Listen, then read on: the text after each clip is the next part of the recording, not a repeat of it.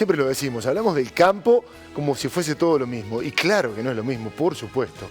Los chacareros, los productores, son gravemente afectados por esta medida de 3 días que tomó el gobierno nacional. Y los beneficios se los quedan los grandes, como siempre sucede. Pero vamos a repasar una radiografía que tenemos justamente para contarte, porque como lo decíamos recién, no estamos hablando solamente del productor de campo, del chacarero, estamos hablando del comerciante que tiene una agencia de autos, el que tiene una empresa de construcción, el albañil, todos en definitiva que vemos cómo el dinero que se produce acá se va con las retenciones y ni siquiera vuelve, como en este caso, con el pago de los impuestos. Estamos hablando de un beneficio inimaginable, le poníamos un número recién, 1.400 millones de dólares. Bueno, ¿cómo fue toda esta maniobra? Bueno, las grandes exportadoras, las 5 hermanas se les llama a nivel mundial, registraron ventas masivas al exterior, pero en muchos casos sin tener aún la soja comprada, o más, sin tener ni siquiera la soja sembrada, porque todavía no la tienen. Pero pudieron hacer un negocio increíble al que nunca llegaron los productores. Las declaraciones juradas, al registrarlas con retenciones cero, se garantizó la exportación futura sin pagar el impuesto. Es decir, enormes beneficios para los grandes exportadores. Y esto tiene también un problema para los productores. Cuando finalmente los productores o las grandes empresas exportadoras le compran a los productores, le van a descontar la retención del 26%, que ya fue restituida. Y las grandes exportadoras se van a quedar con esas diferencias. Es decir, esos 1.500 millones, 1.400, 1.500 millones, no lo van a recibir ni los productores ni el Estado. Quedarán en este grupo de 5, 10 empresas agroexportadoras. Acá está claramente el reporte de los grandes ganadores. La empresa Bunge, que era argentina, ahora ya es una empresa de capitales estadounidenses, 305 millones, junto con Viterra, 185 millones. Bueno, la empresa Cargill, 179 millones. Molino, 106 millones de dólares han ganado con todo esto. Y los que perdieron, bueno, lo hacemos simplemente, ya lo vamos a explicar un poco más en profundidad, pero te lo contábamos recién. Los productores agropecuarios que no tuvieron tiempo para aprovechar la ventana de retenciones cero, ahora se ven obligados a vender su producción a un precio que ya incluye el descuento de un impuesto que no van a pagar los exportadores. No lo pagan y además se ven doblemente beneficiados. También perdió el Estado, que dejó de recaudar estos 1.400, 1.500 millones de dólares en un contexto de ajuste. Y ya vamos a tener precisiones de esto, pero también hubo mucha presión internacional. ¿Por qué? Porque los productores estadounidenses se quejaron de que la maniobra de vender sin retenciones hizo caer el precio de la soja en Chicago, complicando más aún su situación, por ejemplo, comparado con China. Germán Tinari es un especialista en estos temas y es muy bueno hasta ahora poder saludarlo. Hola Germán, ¿cómo estás? Buenas noches, bienvenido. ¿Cómo andás, Pablo? Buenas noches para vos, para toda la audiencia. Muy bien, bueno, clarísima tu explicación. Solamente agregar ahí 2 o 3 detalles. Los grandes ganadores, a ver, digo, porque nombraban en algún momento a Aceitera General Deza. Yo no, muchachos, los grandes ganadores acá fue Bunge. Bunge fue uno de los grandes ganadores de todo esto. Seguido por Lloyd Dreyfus Commodity, después la gente de COFCO. Esos fueron los grandes ganadores China, de esta una empresa situación. china. Ahora, un dato que te quiero dar, Pablo, y lo venía hablando, yo en este momento estoy en Venado Tuerto volviendo de Buenos Aires, del mercado de Cañuelas.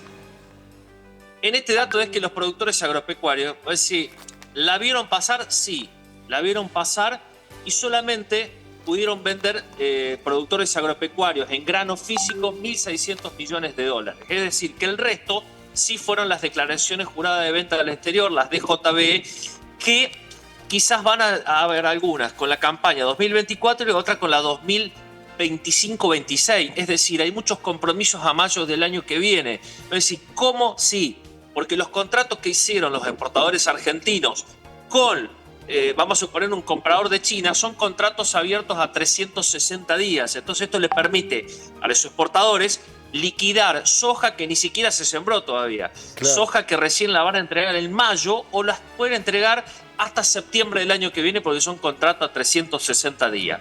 Pero, dicho esto, y hay que llevar una pequeña tranquilidad a los productores, ¿el productor la vio pasar? Sí, sobre todo el productor más chico la vio pasar. ¿La medida fue mala? Bueno, para el gobierno no, porque el gobierno a partir del día lunes ya tiene 4.100 millones de dólares adentro del quit del Banco Central.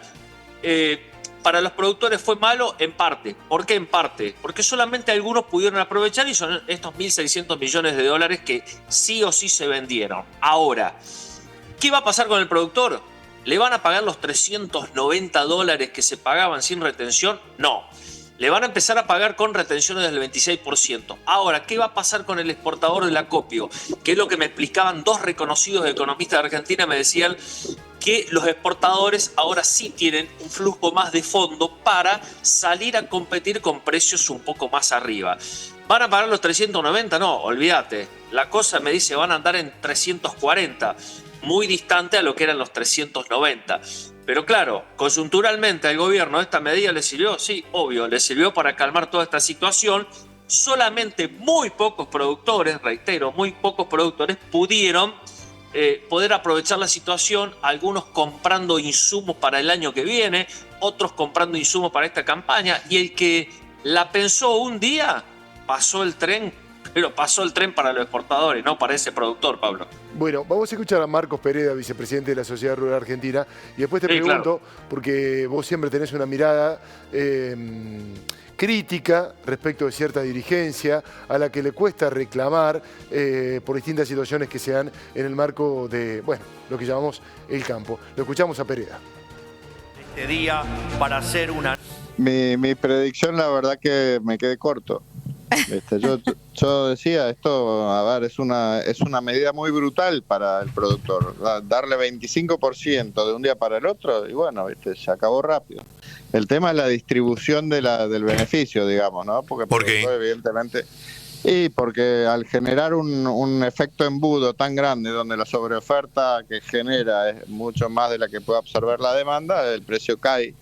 Y bueno, pero ¿eso por qué? Porque es una medida temporal. Al ser temporal es como una ventana, ¿viste? Todos tenemos que pasar por ahí en muy corto tiempo si queremos capturar el 26% en la soja, ponele, ¿viste? Y bueno, evidentemente, además como están los exportadores en el medio al fin del embudo, ellos son los que al final, como algunos dicen, manejan la billetera, ¿viste? O sea, los dólares les llegan a ellos, no a los productores. Es complejo, ¿no? Pero te lo digo rápido. O sea, hay exportadores grandes, hay 5 o 6, digamos. Ellos, por cada exportación que hacen, tienen que, en el Ministerio de Agricultura, en la Secretaría es ahora, anotan lo que van a exportar a un precio FOB que ya está fijado en base al valor de Chicago, y eso le genera que en X cantidad de días, para esta medida eran 3 días, tenían que liquidar las divisas de esa exportación anticipadamente. Entonces lo que hacen es van a sus casas matrices internacionales, traen la plata y con eso ya queda fijada la exportación. Después se dan vuelta y salen a comprarle a comprar el cereal. Ahora, ante esto, Germán, el chacarero, el dueño de un campo pequeño, mediano, ¿cómo está viviendo todo esto? Que, para empezar, por decirlo suavemente, es mínimamente una desprolijidad. Mira, Pablo, el chacarero lo vive y lo vivió al igual que yo. Y me voy a poner en chacarero. ¿Por qué? Yo cuando dijeron el primer día retenciones cero para todo, es una medida que hay que festejarla. Mira, te voy a dar un dato, Pablo. Mira este dato, que no es menor. Hace exactamente 48 horas yo le hacía una nota a Nicolás Pino en el mercado de Cañuelas, que ahí me encontré con él, y me decía, Germán, justo estaba con una colega periodista del Diario de la Nación, que tiene unos 25, 26 años, y me decía, mira, dice, Pilar nunca vivió un país sin retenciones, esta medida hay que festejarla. Fíjate 24 horas después que dijo Nicolás Pino, fue más cauto, y dice, che, me parece que los productores no le vieron esta. Bueno, todos vivimos esta cosa que fue muy alocada. Nadie en el imaginario se esperaba que en 3 días esto se liquide. ¿El gobierno sabía de esta situación? Yo quiero creer que sí, que sabía, que no, acá nadie peca de ignorante en el gobierno, sobre todo en estos temas económicos, y insisto, a veces hasta corren carreras con las avestruces. Entonces digo, acá el productor la vio pasar, sobre todo el productor cárnico, que por eso anuncian esta segunda medida, que la anuncian, dice, mirá, te anunciamos esta medida, ¿por qué? Porque la carne si no la veía pasar. Imagínate que un buque para exportar, el 70% lo mandamos a China. Cuando vos tenés que mandar un buque a China, demora 60 días en llegar un buque, o sea que ni iban a ver la medida, por eso la extendieron. Y acá yo resumo diciendo que el productor lamentablemente la vio pasar, pero ¿por qué? Porque son medidas coyunturales en la República Argentina ante un campo que necesita, Pablo, mínimo, mirá, acá le dieron hasta el 31 de octubre, y mínimo el campo para una campaña necesita 6 meses, mínimo, como para empezar a hablar, 6 meses para sembrar, cosechar y que todo salga bien y que no te caiga piedra y que no pase nada. Pero esto fue tan alocado, Pablo, que yo de hecho en lo personal creía que era una medida recontra espectacular. La buena que le veo yo, lo único que le termino viendo de buena a esto, Pablo, que ahora los acopios, va a haber una guerra de acopio entre, le voy a dar una mejor condición a Pablo Ferrari, le voy a dar, no, pero va a venir otro acopio que le da otra mejor condición y van a pagar mucho más los exportadores porque tienen ese poder ahora para pagar de más. Lo que se pagaba 2.90, bueno, se va a terminar pagando 3.40 según los grandes especialistas que tiene Argentina, pero de todos modos esa diferencia de 30 a 40 dólares, olvídate, el productor no la va a ver nunca, Pablo. Hablaste de Pino, lo escuchamos. Dale. Me parece que en este momento hay que ser muy prudente. Nunca dudamos que 31 de octubre o 7.000 millones se iba a hacer porque en una ventana como esa los productores íbamos a ver esa posibilidad de vender nuestro producto. Ahora bien, sí nos llamó la atención que en 48, 72 horas se cubra todo y que volvemos de vuelta como antes. Exactamente. A partir de eso, Eduardo, lo que estamos viendo desde ayer, ya en la noche, en la rural, estamos evaluando a ver cómo se generó esto, porque llegó este beneficio al productor genuino, al productor directamente, lo pudo aprovechar, no lo pudo aprovechar. ¿Cómo puede ser que la exportación haya en 48, 72 horas emitido tantas declaraciones juradas para cubrir semejante cantidad de dinero? Vean, entonces, me parece que hay que ser prudente, hay que tener datos concretos a los cuales uno puede tener acceso y ver cómo se generó esto y evaluar, por lo menos hacia adelante, en el caso que los derechos de exportación vuelven a estar como estaban hace 5 días, bueno, por lo menos que los productores tengamos certeza más o menos en cuánto es lo que va a valer nuestro producto de acá para adelante. Ahí estaba Nicolás Pino, que la verdad políticamente lo decíamos con este título recién, en el grupo de WhatsApp de los productores de la Sociedad Rural Argentina, está puesto en tela de juicio esta relación cercana que tiene con el gobierno por acciones que no están saliendo bien para los productores, digo. Sí, a ver, yo lo escuché a Pino, mira, reitero, fíjate cómo tuvo que cambiar también su opinión respecto de esta muy buena.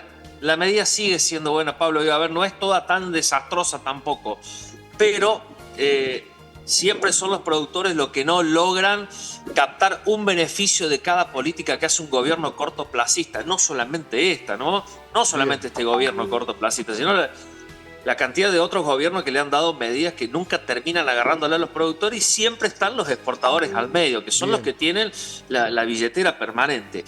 Ahora, cabe recordar que Nicolás Pino tiene una relación con Javier Milei. Sí te puedo dar un dato que me enteré hoy en Buenos Aires, que anoche el mismo Pino aparentemente habría hablado con el presidente Milei diciéndole este tipo de cosas. Decir, che, para que nosotros la vimos pasar a esta, Claro, la vieron solamente la exportación. Ahora, yo hablé con los exportadores hoy también y me dicen, nosotros hicimos todo lo que estaba a nuestro alcance y con las medidas que puso el gobierno. Sí, obvio.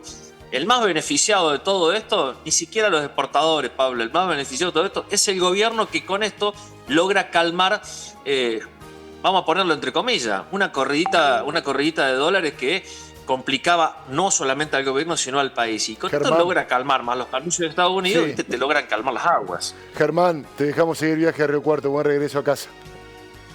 Gracias, Pablito. Un abrazo para vos y todos los televidentes. Gracias.